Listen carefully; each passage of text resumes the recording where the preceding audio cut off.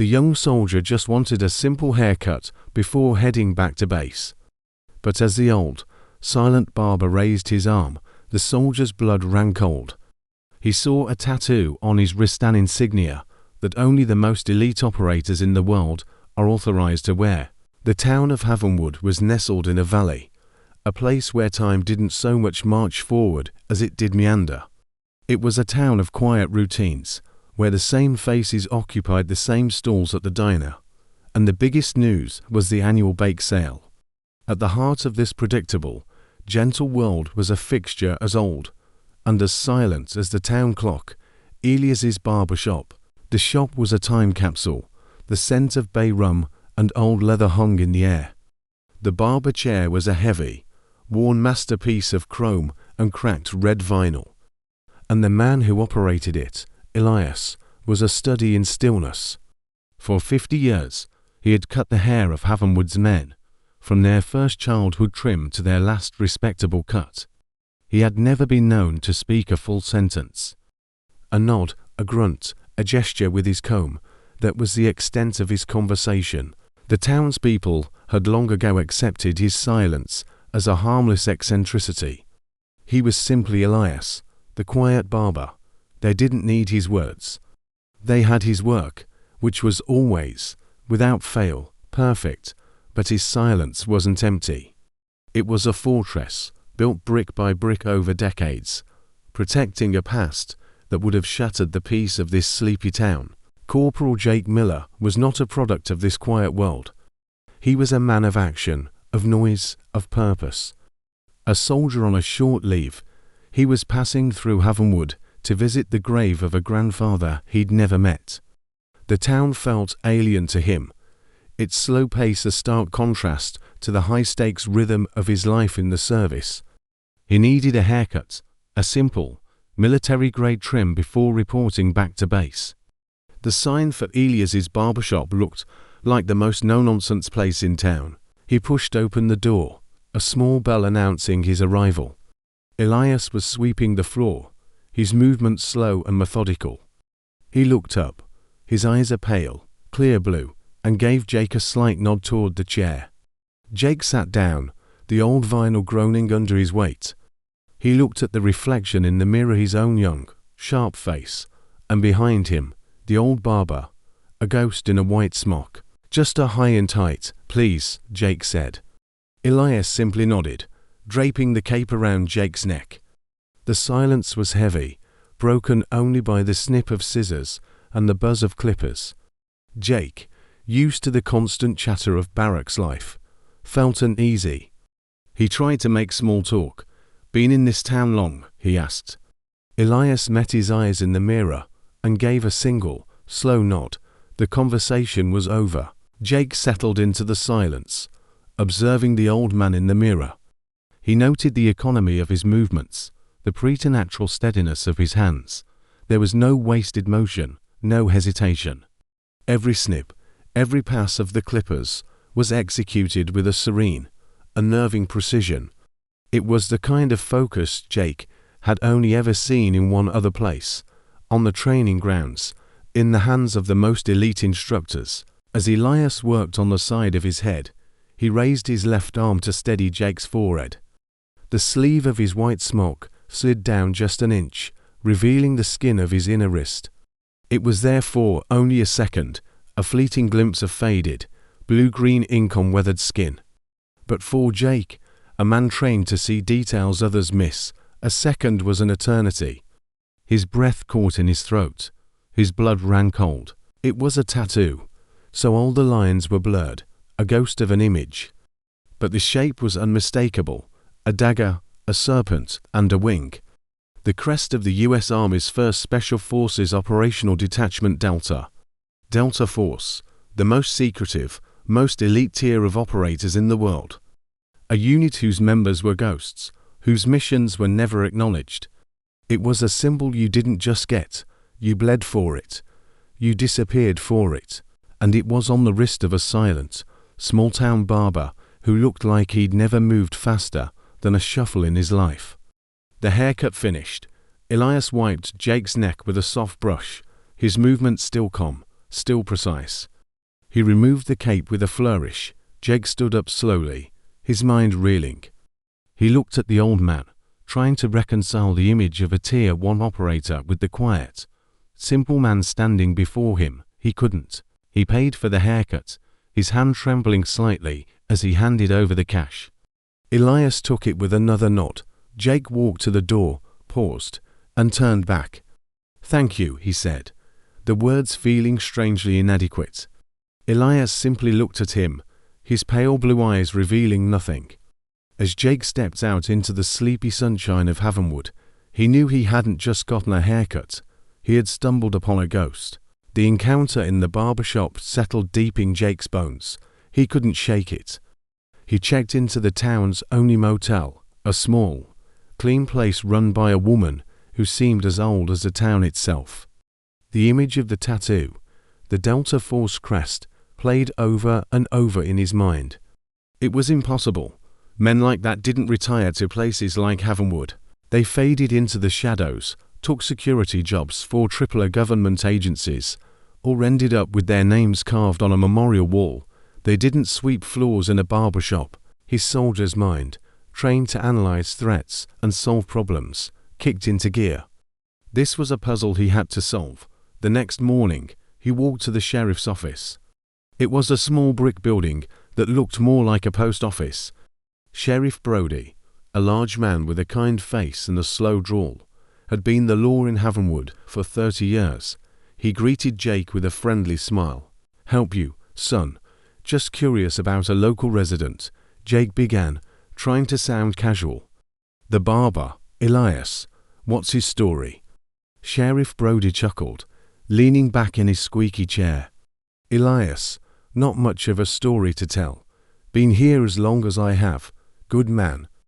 Quiet as a church mouse. Never been in a lick of trouble." "Why do you ask?" "Just ... his hands," Jake said, searching for the right words. "They're very steady. Wondered if he was ever in the service." The sheriff shrugged. "He was. Army, I think. Back in the Vietnam era. But he never talks about it.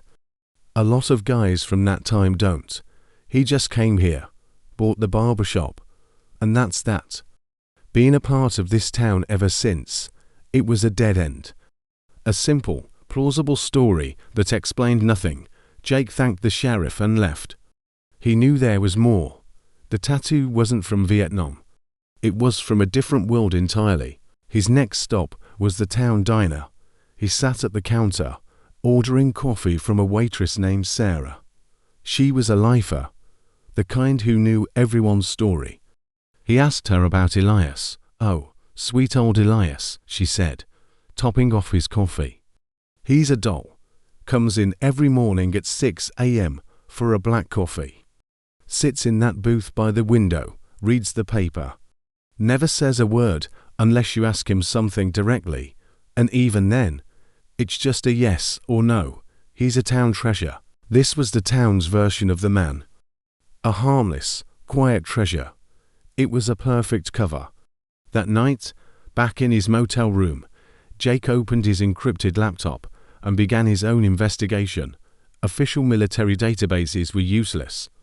A search for Elias and Delta Force returned nothing. Of course it would. The records of such operators were buried in digital vaults deeper than any mine shaft. He turned to the dark corners of the web, the same forums and message boards he'd used in basic training to find intel on his drill sergeants. He searched for calsigns, for mission codenames from the 80s and 90s, the heyday of Delta's most clandestine operations. He spent hours sifting through redacted reports and soldiers' rumors.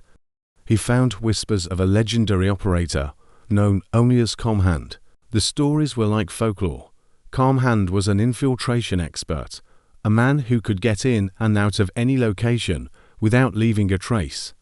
He was a master of disguise, a man who could blend into any environment. One post, from a retired Green Beret, described a hostage rescue mission in South America. The team was pinned down, compromised. Calm Hand went in alone, disguised as a local street vendor. He came out 3 hours later with all the hostages, no shots fired. The Green Beret wrote, "We never saw his face clearly, but the local intel said the man they were looking for was a phantasma, a ghost. The only thing I ever saw was his tattoo when he handed me a water bottle. It was the unit's crest. I asked him his name. He just shook his head and walked away." Jake felt a jolt. This was it. He dug deeper, cross-referencing dates and locations. He finally found it, a single, declassified line in a mission debrief from Operation Desert Storm. It mentioned a specialist, codename Barber, responsible for the silent extraction of a high-value target from behind enemy lines. The codename was a joke, a reference to his unnervingly precise and clean work.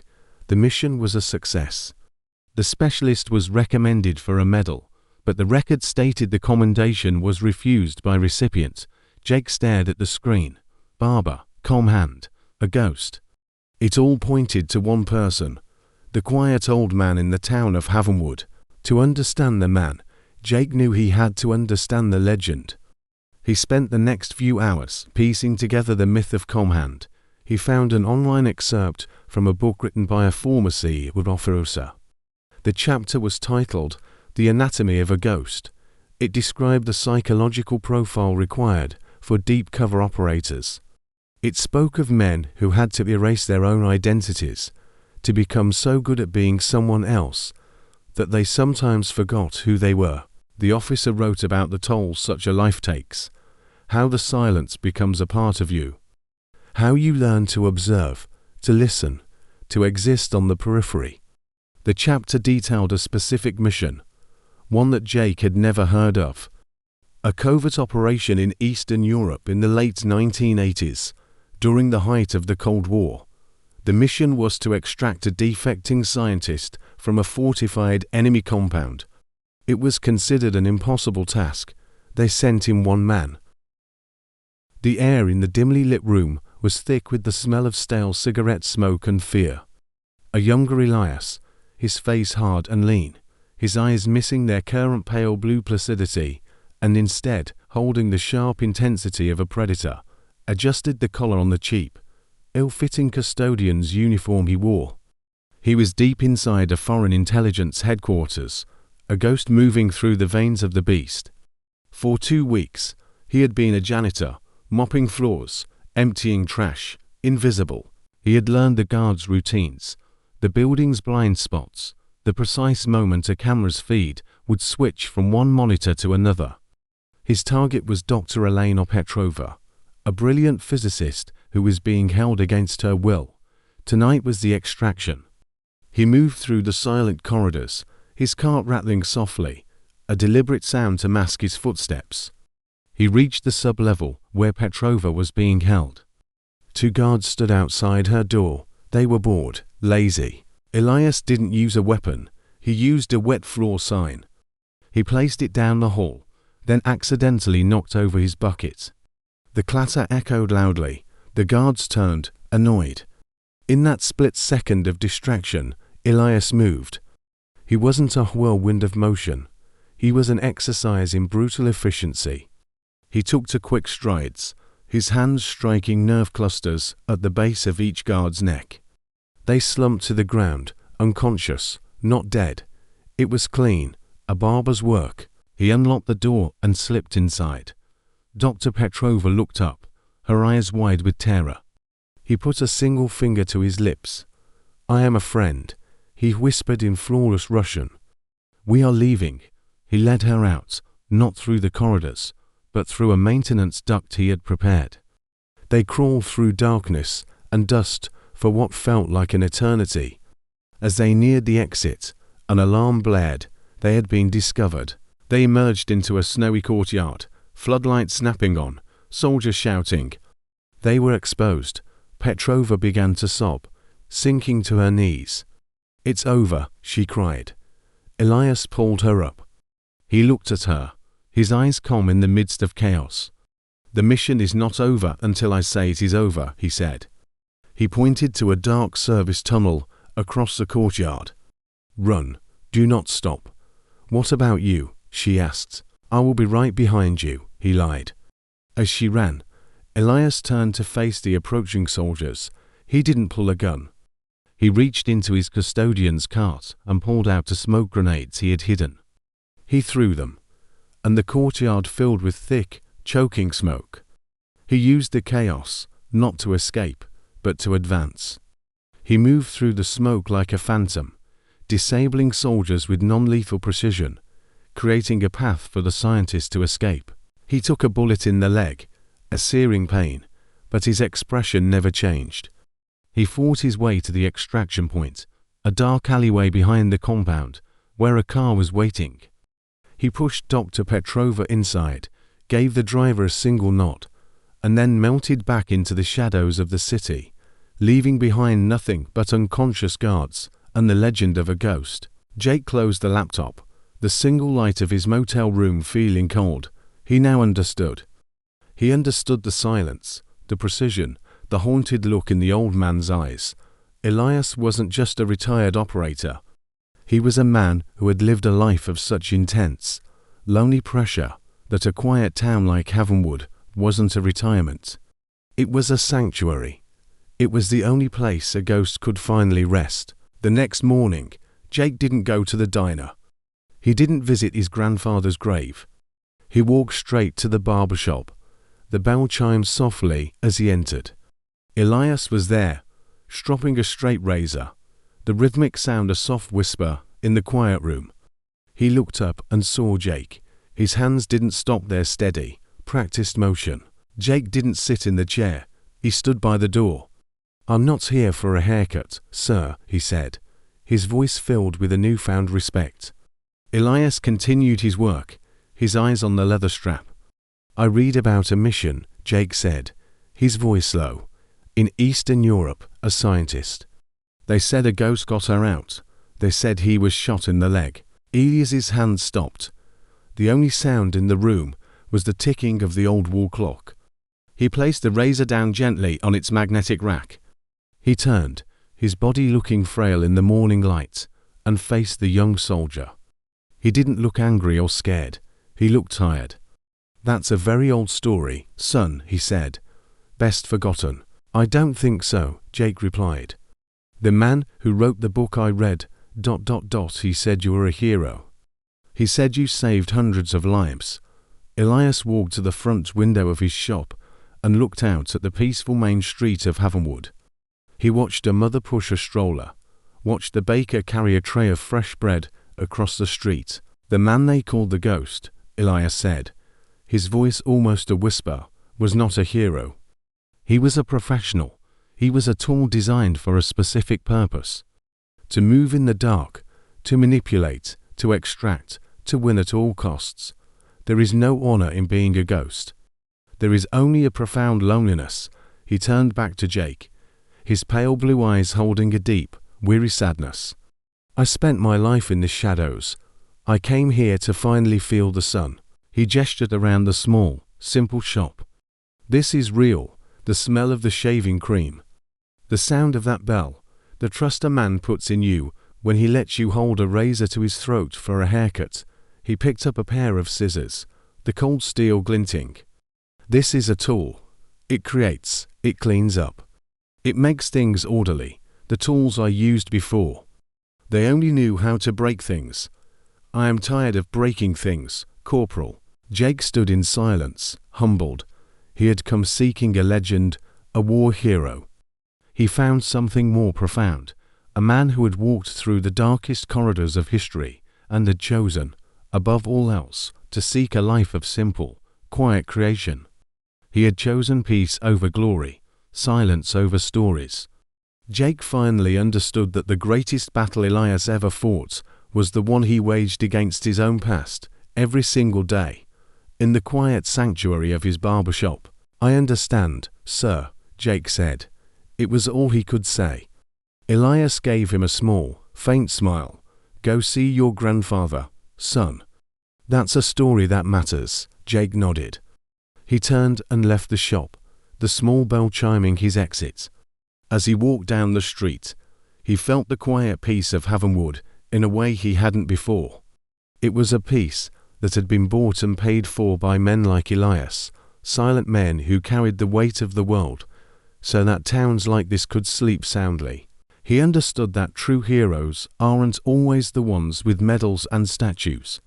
Sometimes they are the quiet ones, the ghosts who have earned their silence, content to just be a simple barber in a small town at the edge of the world.